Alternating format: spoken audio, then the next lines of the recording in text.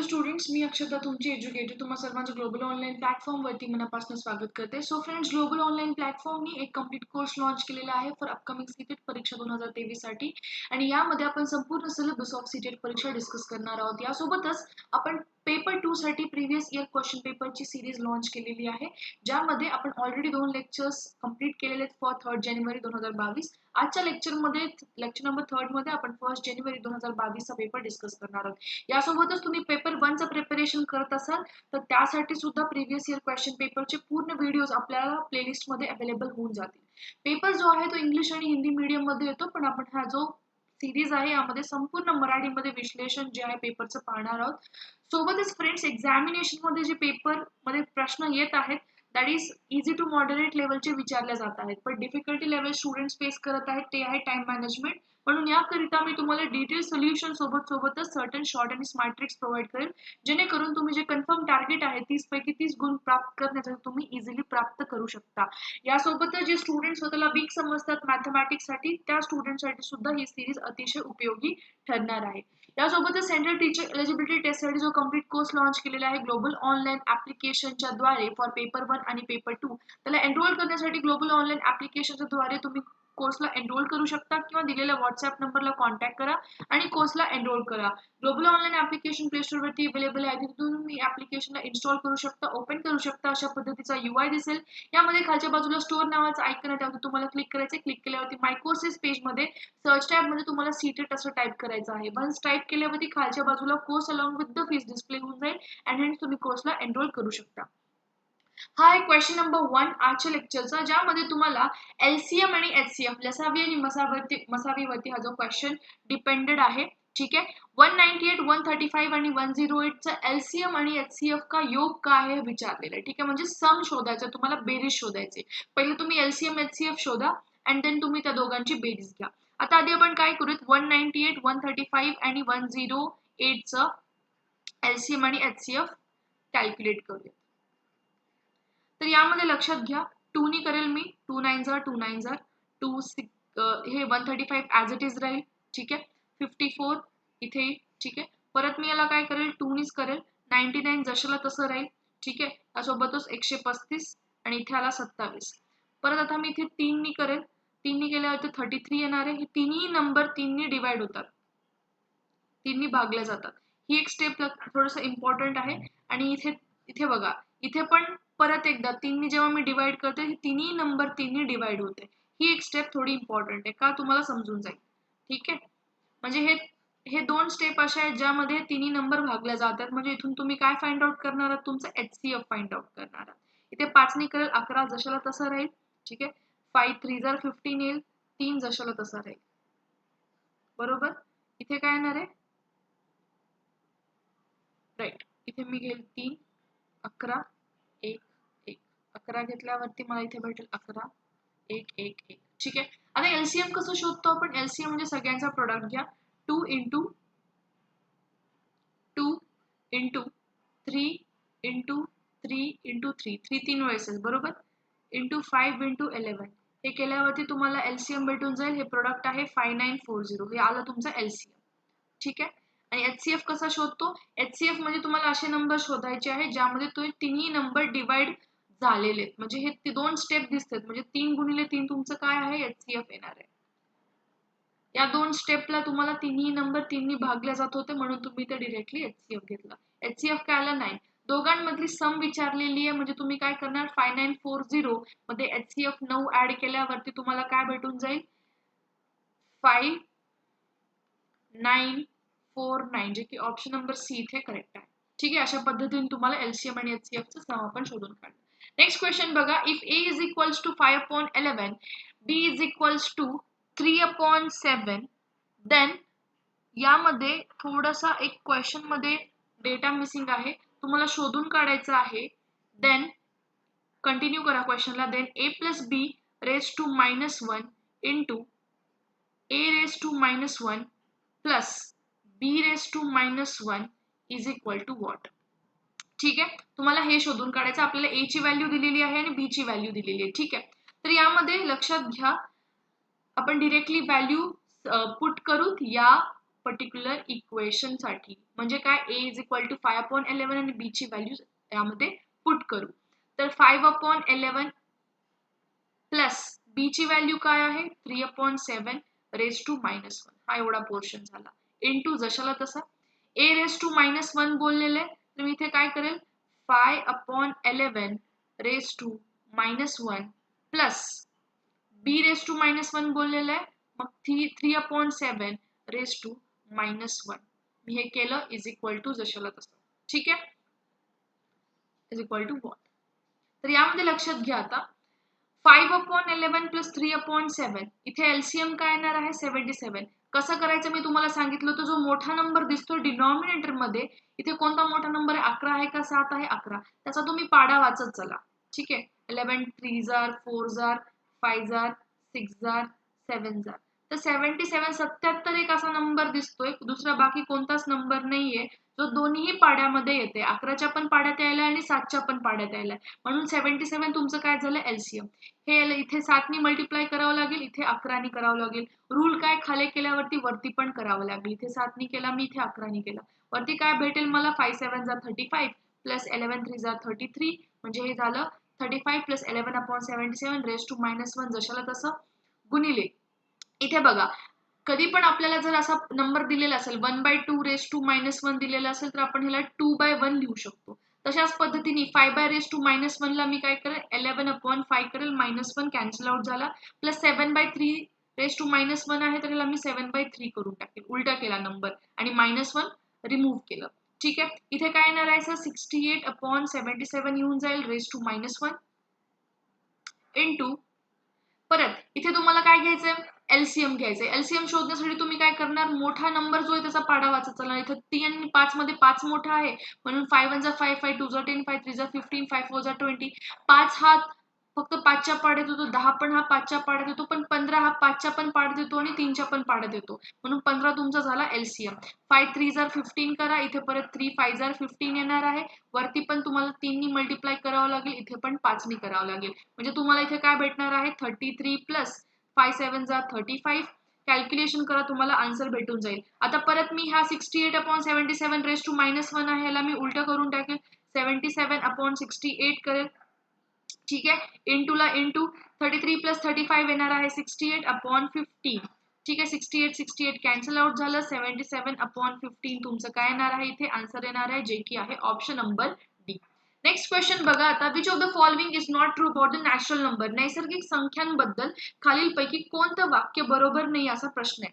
तर या प्रश्नामध्ये तुम्हाला माहिती असायला पाहिजे की प्राईम नंबर काय आहे आणि कॉम्पोजिट नंबर काय. तर प्राईम नंबरची मी तुम्हाला कॉन्सेप्ट शिकवली होती. प्राईम नंबर म्हणजे अशी संख्या ज्याचे फक्त 2 फॅक्टर पडतात. 2 फॅक्टर पडणं म्हणजे काय, मी त्याचं एक्झाम्पल देते. 2 3 4 आणि 5 हे नंबर घेतले. ठीक आहे, 2 हा नंबर जो आहे तो 1च्या पाड्यात येतो, 2च्या पाड्यात येतो. 3 हा 1च्या पाड्यात येतो, 3च्या पाड्यात येतो. 4 हा 1च्या पाड्यात येतो, 2च्या पाड्यात येतो आणि 4च्या पाड्यात येतो. 5 हा परत 1च्या पाड्यात येतो आणि 5च्या पाड्यात येतो.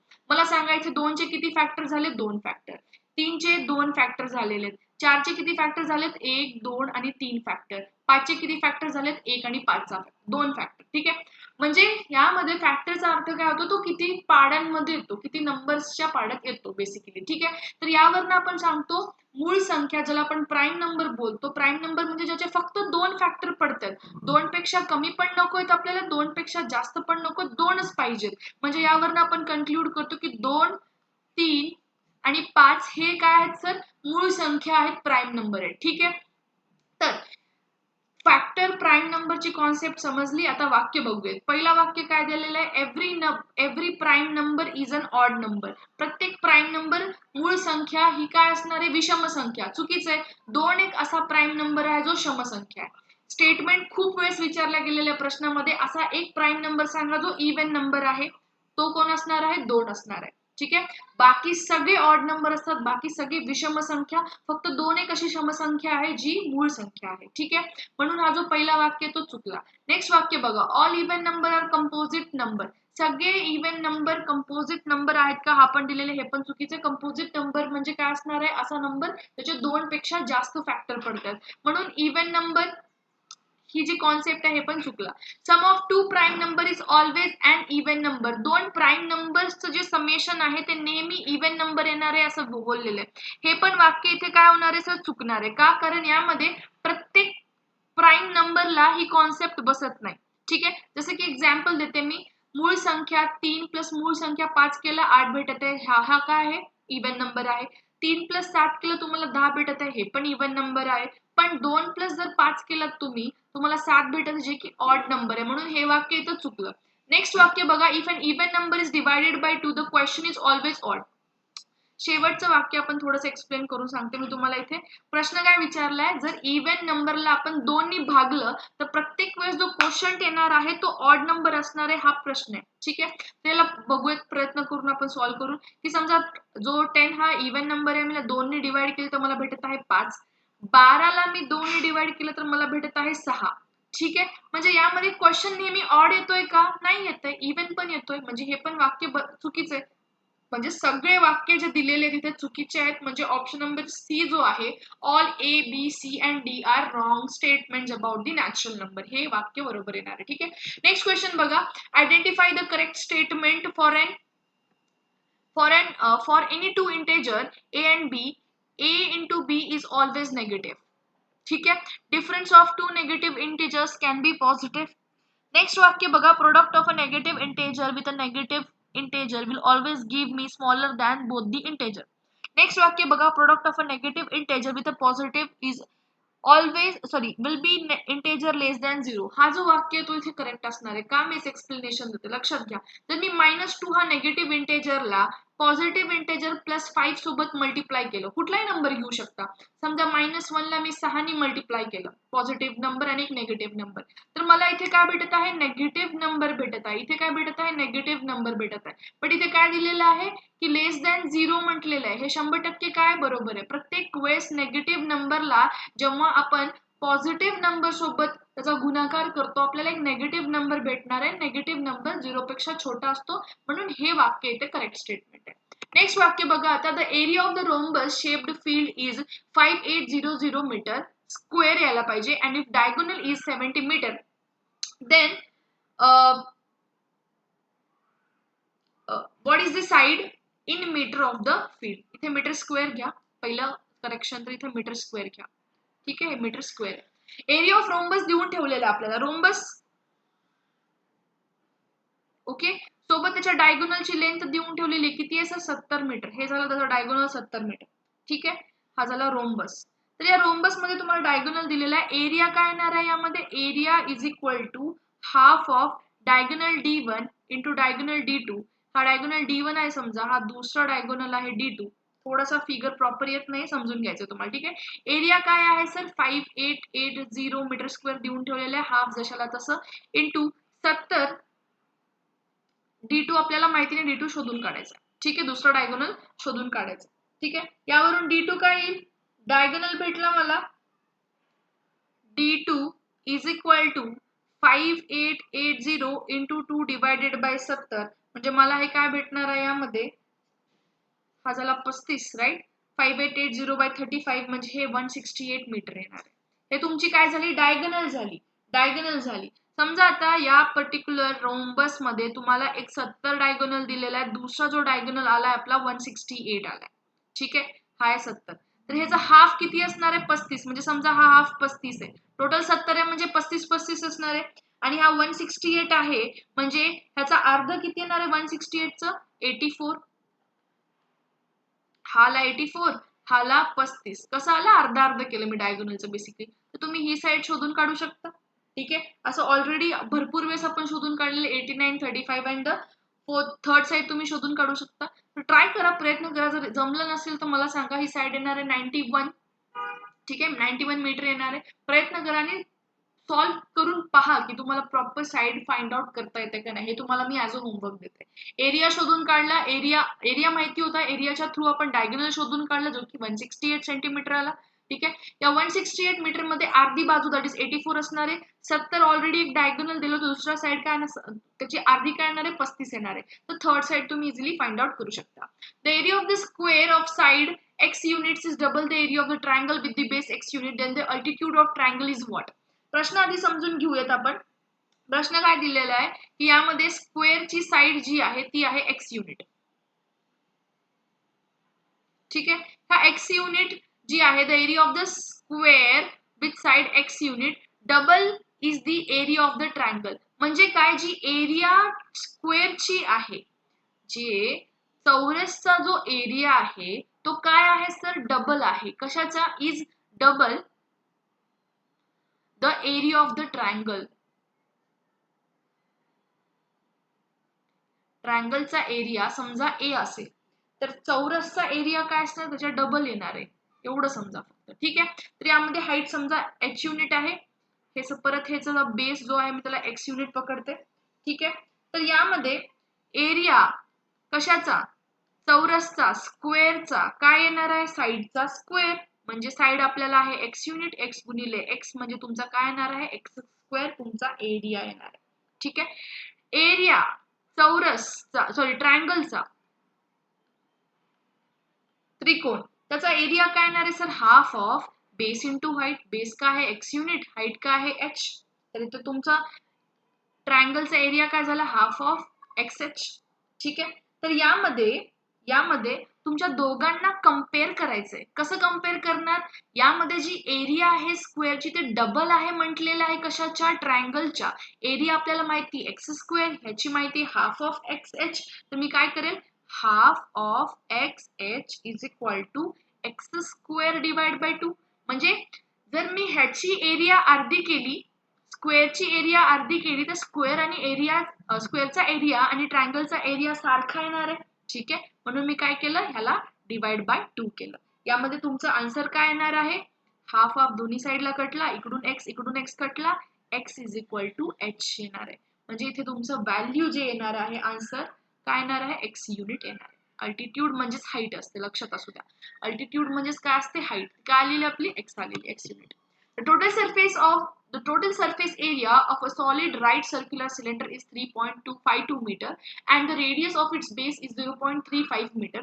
The height of the cylinder is what? इथे पायची व्हॅल्यू जी आपल्याला घ्यायची आहे that is 22/7. तर टोटल सरफेस एरिया आधी आपण शोधणार. टोटल सरफेस एरिया, त्याचा फॉर्म्युला आपल्याला माहिती आहे 2 पाय r into r plus H. हा झाला टोटल सरफेस एरियाचा फॉर्म्युला.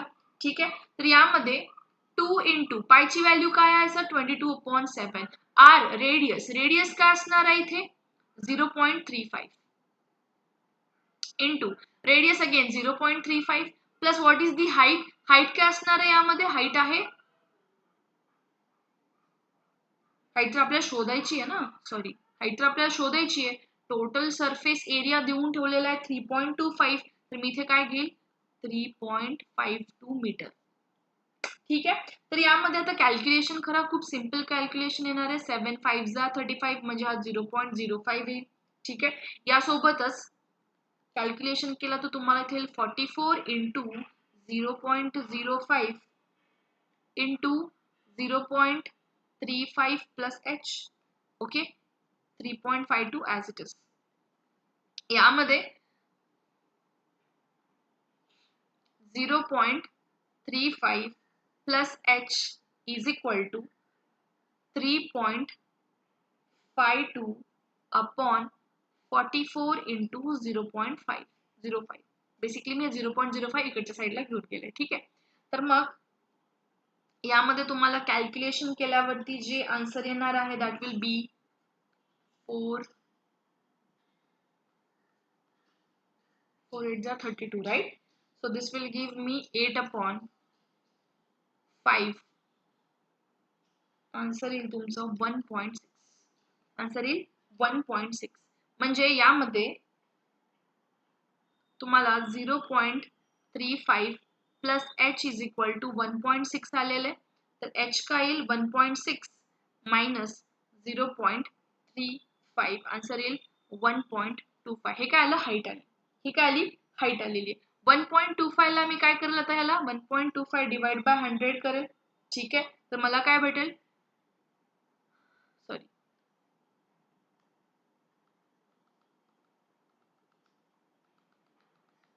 मला काय भेटलेलं आहे 1.25 भेटलेली आहे हाईट. मी या 1.25 ला कसं लिहू शकते, 125 डिवायडेड बाय 100 लिहू शकते 1.25 ला. तेच मी केलेलं आहे. इथे काय करेल 25 आणि इथे येईल 20 म्हणजे 5 ने डिवाइड केलं. परत मी याला डिवाइड करते 5 5 25 5 4 20 म्हणजे 5/4 मीटर तुमचं इथे आन्सर येणार आहे. फक्त काय माहिती असायला पाहिजे, टोटल सरफेस एरियाचा फॉर्म्युला. टोटल सरफेस एरियाचा जो फॉर्म्युला आलेला आहे दॅट इज 2πr × r+s, त्याच्या बेसिसवरती आपण डायरेक्टली हाईट फाइंड आउट केलेली. ठीक आहे, 5/4 मीटर. नेक्स्ट क्वेश्चन बघू आता. Question number 9. Number 12, 13, 14 up to 41 are written on different slips. अशा टाइपचा क्वेश्चन लास्ट लेक्चर मध्ये पण आपण बघितलाय. ठीक आहे. These are written on different slips. One number on one slip. These slips are put in a bag. Radha takes out one slip from the bag without looking into the bag. What is the probability that slip drawn by her is not a prime number? Question काय, एका bag मध्ये आपण वेगवेगळ्या चिठ्ठ्या ठेवल्या, ठीक आहे, आणि प्रत्येक चिठ्ठ्यांवरती काही नंबर लिहिले, म्हणजे 12 पासनं 12 पासनं ते 41 पर्यंत आपण नंबर प्रत्येक स्लिप वरती लिहिली. नंबर स्लिप वरती लिहिल्यावर एका बॅग मध्ये टाकली. ठीक आहे. तर मग या बॅग मध्ये टाकलेले स्लिप आपण आता एक एक करून उचलायला लागलो तर काय प्रोबॅबिलिटी आहे जेणेकरून प्रत्येक स्लिप वरती आपल्याला प्राईम नंबर नाही भेटणार, हा क्वेश्चन आहे. तर पहिलं ह्यामध्ये आपल्याला समजायला काय पाहिजे, मूळ संख्या 12 ते 41 मध्ये टोटल मूळ संख्या किती आहेत. ठीक आहे. तर समजा मी इथे लिहिल 12 पासनं ते 41 पर्यंत टोटल मूळ संख्या किती आहेत. समजा पहिली आहे 15, दुसरी असणार आहे 17, देन असणार आहे 19, देन असणार आहे 23, देन 29, देन येईल 31, 37. नेक्स्ट प्राईम नंबर जो आहे तो आहे 41. तर टोटल प्राईम नंबर 12 ते 41 पर्यंत किती आहेत, 1 2 3 4 5 6 7 8. हे झाले prime numbers. Prime number from 12 to 41 किती झाले, 8. ठीक आहे. टोटल नंबर किती आहे, टोटल स्लिप्स किंवा टोटल नंबर किती असणार आहेत, 12 ते 41 पर्यंतच्या स्लिप आहेत. मग टोटल स्लिप्स कसे कॅल्क्युलेट करणार आपण, 41 मायनस 12च्या आधीचा नंबर घ्या. 12च्या आधीचा नंबर काय आहे, 11. तुम्हाला टोटल स्लिप्स भेटून जातील. टोटल स्लिप्स किती आले सर, इथे 30 टोटल स्लिप्स आले. म्हणजे टोटल 30 स्लिप्स पैकी 8 स्लिप अशा आहेत ज्यांची काय आहे सर, ज्यांचे काय आहेत टोटल प्राईम नंबर. ठीक आहे. म्हणजे 30 स्लिप्स पैकी 8 स्लिप प्राईम नंबर आहेत. म्हणजे 30 मायनस जर मी 8 केलं तर मला 22 स्लिप अशा भेटणार आहेत ज्यावरती मूळ संख्या लिहिलेल्या नाहीयेत. मग प्रोबॅबिलिटी काय शोधायचं आपल्याला, probability of not finding a prime number काय येणार आहे, 22/30. 22/30 काय, समजा प्रश्नामध्ये तुम्हाला असं दिलेलं असतं की probability of finding prime number, म्हणजे प्राईम नंबर शोधण्याची प्रोबॅबिलिटी किती आहे, 8/30 तुमचा आन्सर असला. ठीक आहे. But probability of not finding a prime number बोललेले, टोटल स्लिप्स ज्याच्यावर प्राईम नंबर लिहिलेले नाही ते किती आहेत, 22. 22/30 हे काय झालेलं सर, तुमचं टोटल नंबर ऑफ स्लिप ज्यामध्ये प्राईम नंबर नाहीत, म्हणजे 22/30 तुमचं काय असणार आहे यामध्ये आन्सर असणार आहे. ठीक आहे. 22/30 ला मी जर कट केलं तर मला काय भेटेल, 11/15, म्हणजे 11/15 तुमचं आन्सर आहे. ठीक आहे. नेक्स्ट क्वेश्चन बघा. The mean of sum observations is 54. If each observation is increased by 8 and its sum is divided by 2, then what is the mean of the resulting observation? प्रश्न असा.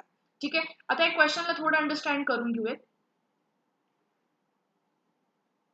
यामध्ये आपल्याला माहिती आहे ऍव्हरेजचा फॉर्म्युला काय आहे sir, sum of the observation म्हणजे बेरीज भागिले टोटल नंबर ऑफ ऑब्झर्वेशन. ठीक आहे. तर यामध्ये समजा आपल्याला काय दिलेलं आहे, फक्त ऑब्झर्वेशन दिलेलं आहे, त्याची मीन दिलेली आहे. तर यामध्ये 54 घेईल मी. आपल्याला सम माहिती नाहीये, सम समजा x आहे, टोटल नंबर ऑफ ऑब्झर्वेशन पण माहिती नाही, समजा y आहे. ठीक आहे. तर यामध्ये बेरीज किती येणार आहे, सम किती येणार आहे, 54y येणार आहे. ठीक आहे. ही झाली तुमची टोटल किंवा बेरीज. ठीक आहे. यासोबतच आता प्रत्येक जे ऑब्झर्वेशन त्याला आपण 8 ने वाढवायला लागलो. ऑब्झर्वेशन म्हणजे काय असते, y. ठीक आहे. म्हणजे 54y plus 8y upon y घेतलं मी. ठीक आहे. Is equals to 62y upon y. इथे y कट झाला, तुम्हाला काय भेटणार आहे 62/2, 2 3 जार 2 1 जार 31 तुमचं काय असणार इथे करेक्ट आन्सर असणार आहे. मीन ऑफ रिझल्ट ऑब्झर्वेशन म्हणजे प्रत्येक ऑब्झर्वेशन तुम्ही काय करताय 8 ने वाढताय. टोटल नंबर ऑफ ऑब्झर्वेशन म्हणजे बघा इथे बघा बेरीज किती होती तुमची 54 बाय तुमची बेरीज होती. या बेरीज मध्ये प्रत्येक ऑब्झर्वेशन आपण 8 वाय नी वाढवायला लागलो. प्रत्येक ऑब्झर्वेशन 8 वाय नी वाढवायला लागलो. डिवायडेड म्हणजे बेरीज काय झाली तर तुमची सम काय झाली 54y प्लस 8y आणि आपल्याला तर टोटल नंबर ऑफ ऑब्झर्वेशन माहिती आहेत y आहेत म्हणून मी 62y अपॉन y घेतला जे की तुम्हाला काय येणार आहे 62/2 that will give me 31. Got it sir यामध्ये तुमचा आन्सर काय नाही तर यामध्ये आन्सर ऑप्शन नंबर बी. उरलेला जो पेपर आहे उरलेले 10 क्वेश्चन आपण नेक्स्ट पार्ट मध्ये डिस्कस करूया. तो 1 जानेवारी 2022 चा जो पेपर आहे तो आपण फर्स्ट पार्टचा डिस्कस केलाय. सेकंड पार्ट आपण नेक्स्ट लेक्चर मध्ये डिस्कस करून घेऊयात. Then will complete the whole paper of 1 जानेवारी 2022. तर व्हिडिओ आवडत असेल तर प्लीज व्हिडिओ लाईक करा, कमेंट सेक्शन मध्ये ड्रॉप करून कळवा. त्यासोबतच चॅनलला नवीन असाल तर नक्की सबस्क्राईब करा. जेव्हा जेव्हा आपण लाईव्ह जाऊ तेव्हा तेव्हा तुम्हाला नोटिफिकेशन भेटत जाईल. यासोबतच नक्की कोर्सला एनरोल करा फॉर युअर प्रिपरेशन बूस्ट. गरजेचं आहे कॉन्फिडन्स बूस्ट करण्यासाठी आणि जे टार्गेट आहे 30 पैकी 30 गुण प्राप्त करण्याचा इवन बिग स्टुडंट सुद्धा यामध्ये हे टार्गेट कन्फर्म करू शकतात. So this was end of today's lecture. Thank you for watching it. Have a great day everyone. Bye.